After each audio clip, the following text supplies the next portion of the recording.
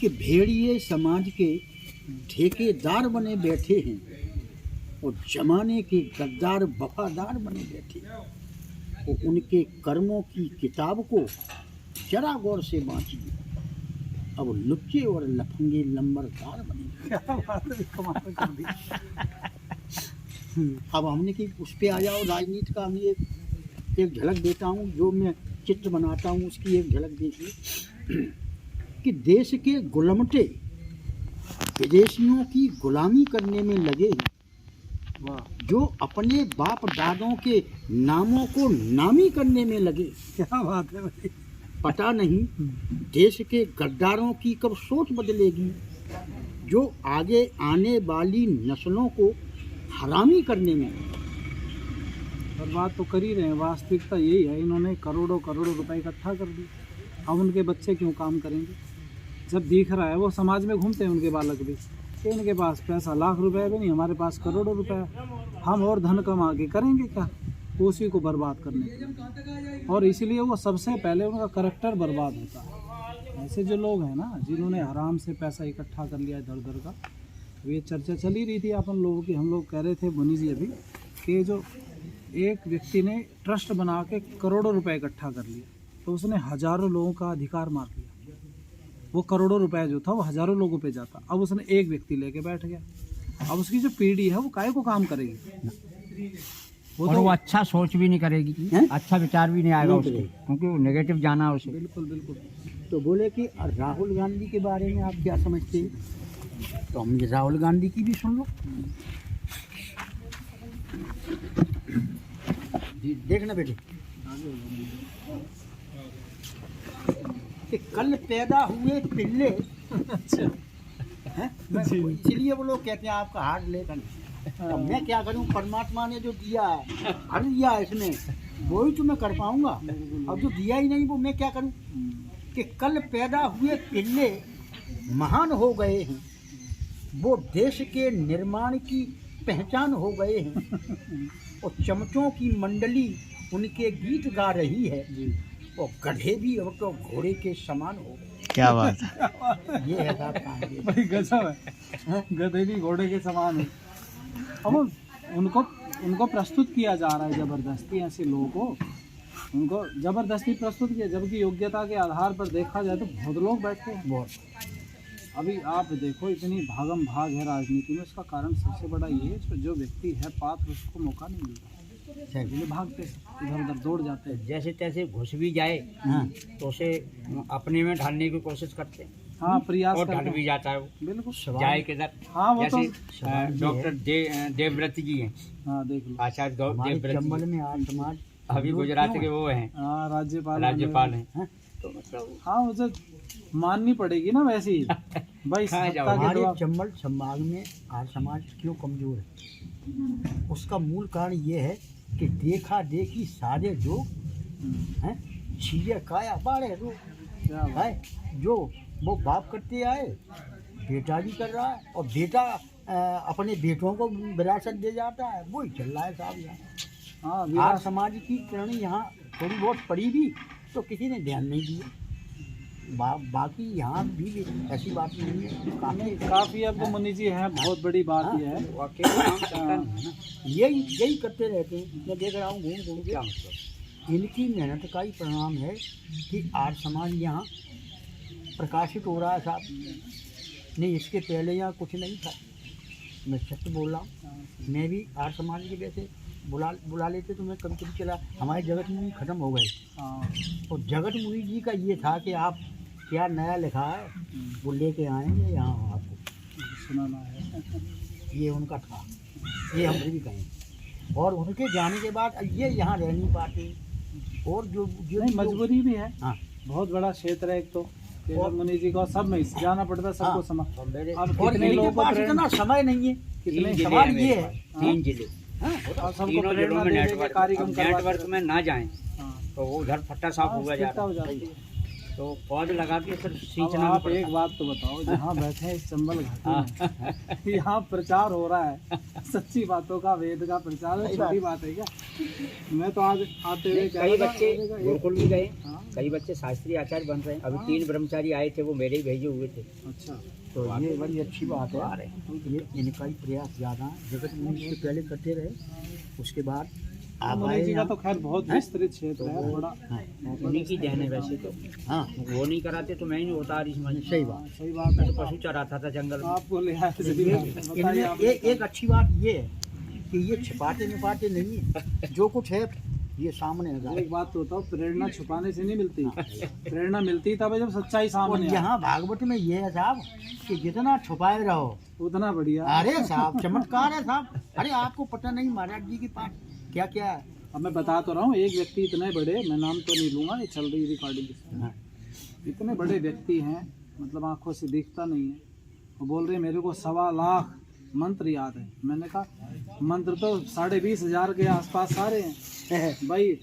भाई ऋग्वेद में सबसे ज्यादा मंत्र है 10,000, हाँ, 10,577 मंत्र हैं, और उसके बाद में अथर्ववेद में 5,977 मंत्र हैं, और उसके बाद में यजुर्वेद में 1975 मंत्र हैं, सामवेद में 1875 मंत्र हैं। अब सारे टोटल मिला के 20,500 के आसपास बन रहे हैं, 20,300 कुछ बनते हैं वो लगभग। 1 लाख बता रहे हैं। वो 1.25 लाख बता रहे हैं। बताओ 1.25 लाख। और उनको ऐसे ऐसे विद्वान भारत में हैं जिनको ये नहीं पता कि मंत्र में, श्लोक में अंतर क्या होता है। सही बात, उनको ये नहीं पता मंत्र हम नहीं बना सकते, सही बात। मंत्र परमात्मा के दिए हुए हैं, जो ऋषियों को स्मरण हुए, परमात्मा की कृपा से इस ऋषियों को मिला वो ज्ञान, और ऋषियों ने उसको बाद में आगे लिपिबद्ध किया। ये वाली सृष्टि में एक ऋषि हुए, एक विद्वान हुए, बहुत बड़े राजा भी थे, जिनका नाम था स्वयंभू मनु। उन्होंने लिपिबद्ध कराया वेदों को इनको। तो उनको वो और कई बात ऐसी बोल देते हैं मंच में। अब इतने बड़े आदमी उनको शास्त्रार्थ नहीं कर सकता, ना उनसे पूछ सकता है। वो जो मर्जी झूठ बोलते हैं लोग, या तो मान लेंगे या नहीं मानेंगे, उनसे डिस्कस नहीं कर सकते आप। और ऐसी बड़ी बड़ी झूठी बातें प्रचारित हो रही हैं, आज संस्कृति बर्बाद। बताया था 1 लाख मंत्र है वेदों में। हाँ। 1 लाख अब उसको पता ही नहीं वेद कितने हैं। हमने 20, आपने बताया हमने 20,000 तो हाथ जोड़ने लगे, वही काय झूठी बोलते उल्टे हमारी तो नहीं। अरे हमने भी मारे। हाँ। विद्वान बने बैठे हैं, यही पता नहीं 1.25 लाख तेरे चले जा देखो, रहे 2 हैं। तरह के विद्वान होते हैं, एक को तो आपने परख करके विद्वान बताया, और एक स्वघोषित विद्वान है कि मैं विद्वान हूं। मैं बैठा। और उनसे संस्कृति बर्बाद हुई। ये भागवती जो मंच है, यहाँ ऐसे ही है साहब, डायरी बना ली भागवती। हाँ, वो अगर कॉपी गायब हो जाए तो कथा नहीं होगी। कमाल की बात ये है, अगर कॉपी गायब हो जाए है कथा खत्म, क्योंकि कहानी तो उसी में लिखी हुई है। और मैंने देखा आजकल एक और नया ट्रेंड चला है, चश्मे लगाते हैं। तो चश्मे में यूं देखते हैं, अब सामने वालों को लगा महाराज जी ने आंख बंद कर रखी है, वो पता नहीं कॉपी पढ़ रहे हैं पूरी, एक लाइन पढ़ करके। मेरे को एक लड़की मिली पिछले दिनों कथा करने के लिए, तो मेरे को बुलाया मंच पे जहाँ कथा चल रही थी। उन्होंने कहा जी 10 मिनट आपका मार्गदर्शन हम चाहते हैं। तो मैंने कहा माइक दे दो। बोले नहीं, ऊपर चढ़ जाओ। मंच लगे थे 3, एक सामान्य था, फिर एक और ऊंचा, फिर उनका उस पे था वो तीसरा। तो हाँ, मेरे को दूसरे मंच पे चढ़ाया गया, गद्दी के ठीक पास वाले। और मैं वहाँ माइक लेके जब मैं खड़ा होके बोलना मैंने शुरू किया, तो पूरी कथा उसमें से पढ़ करके सुना रही है, एक लाइन, मतलब कुछ भी नहीं है। अब आप सोचो जरा, आप वहाँ मंच पे बैठ के बोल रहे हो कि बुद्धि का विकास होता है गायत्री मंत्र बोलने से, फला करने से। अब तुमने अपनी बुद्धि का विकास नहीं किया। आपने बहादुर साहब आते ही मेरे से एक बात कही, है ना, आपने का फर्स्ट इंप्रेशन पड़ता है व्यक्ति की बॉडी का। बिल्कुल सही। मैं आपको, अगर मैं बोलूँ आपको स्वास्थ्य का ज्ञान दूँ और मैं खुद बीमार घूमूं क्यों जी, तो मेरा प्रभाव नहीं पड़ेगा। मैं आपको कहूँ कि इसको करने से बुद्धि बढ़ती है, और मैं देख करके पढ़ूँ सारी चीज़ें, मुझे कुछ भी याद ना, तो उसका इम्प्रेशन नहीं जाता, नहीं परिवर्तन नहीं होगा, सुधरेंगे नहीं लोग। सही बात। और यही कारण है आज पहले से ज़्यादा कथाएं हो रही हैं आजकल, हो रही। पहले से ज़्यादा प्रवचन है। विद्वान ज़्यादा, काउंटिंग में गिनती करो तो आज ज़्यादा निकलेंगे, सन्यासी ज़्यादा निकलेंगे, लेकिन उनमें से है कितने काम के, वो थोड़े से जिनको अंगुलियों पे गिन सकते हैं।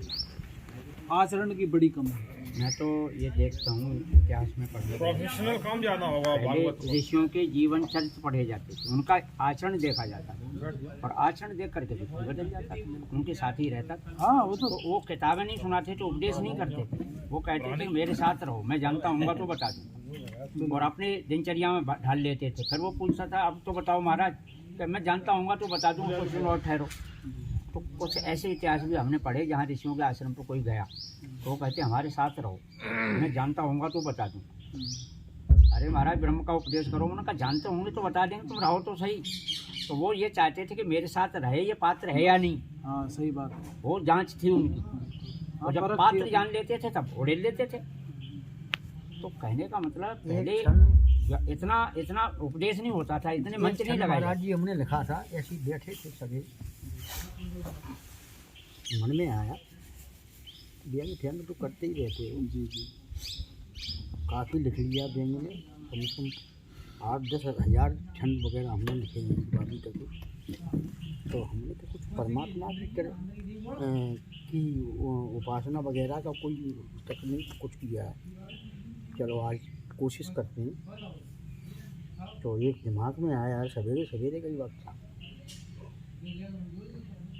कि बर दो विधाता भारत की धरा सुरम्य हो जाए क्या बात। और विकास का फैले प्रकाश आदमी कर्तव्य से बोधगम्य हो जाए।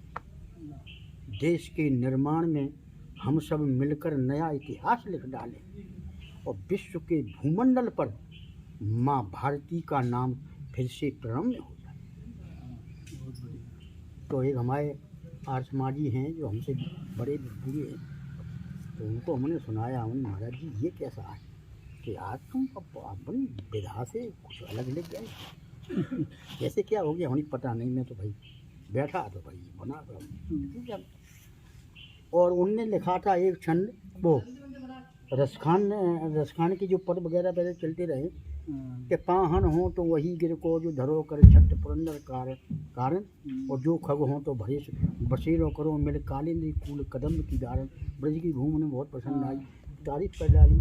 तो हमने भी करने की कोशिश की कि अगले जन्म में प्रभु हमको प्यारा हिंदुस्तान मिले और अज्ञान मिटाने वाला दयानंद साहसी महान, क्या बात है भाई, बहुत बढ़िया।